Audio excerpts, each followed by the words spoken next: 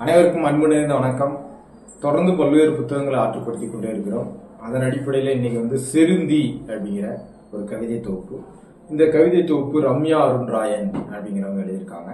இந்த கவிதை தொகுப்புல பல்வேறு கவிதைகள் ரொம்ப மனதுக்கு நெருக்கமான கவிதைகளாக இருக்கு. அதுல சில கவிதைகளை உங்களோடு பகிர்ந்துக்கிறேன். இதுல எந்த கவிதை என்ன மாதிரியான மனநிலை கொடுக்குது அப்படிங்கிறத நீங்க பார்த்து தெரிஞ்சுக்கங்க. இந்த செருந்தி அப்படிங்கிற கவிதை தொகுப்புல மருகும் பிரியம் அப்படின்னு ஒரு கவிதை.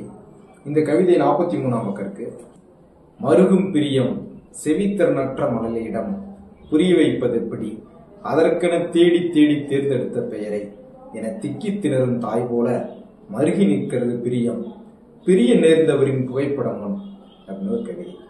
ரொம்ப எனக்கு மனதுக்கு நெருக்கமான ஒரு காட்சியை சொல்லி, ஒரு நிகழ்வை சொல்லி, அதற்கு பின்பாக அந்த பிரியத்தை பற்றி சொல்றது ரொம்ப அழகா இருக்கு. அதுக்கடுத்து ஏதுமற்ற உள்ளங்கை அப்படின்ற ஒரு கவிதை.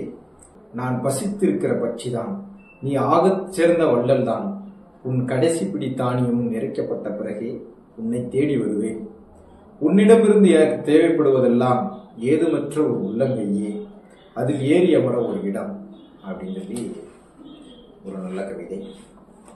அதற்கடுத்து இந்த கவிதை தொகுப்புல ஒரு கவிதை, அது அப்படித்தான் 41ஆம் பக்கம். யாருக்கோ பேய் பிடித்திருப்பதாக சம்பந்தமே இல்லாமல் ஆணியால் அறையப்பட்ட வேப்ப மரத்தை போலவே, யாருக்கோ பேய் பிடித்ததற்காக சம்பந்தமே இல்லாமல் ஆணியறைப்பட்ட வேப்ப மரத்தை போலவே, நான் யாரிடமோ காட்ட வேண்டிய கோபங்களுக்கு தன் செவியை தாராளமாய் திறந்துவிட்டு வழியை ஏந்தி கொள்கிறது நேசம் அப்படின்னு ஒரு கவிதை. இந்த கவிதை ரொம்ப அழகான நுட்பமான கவிதை.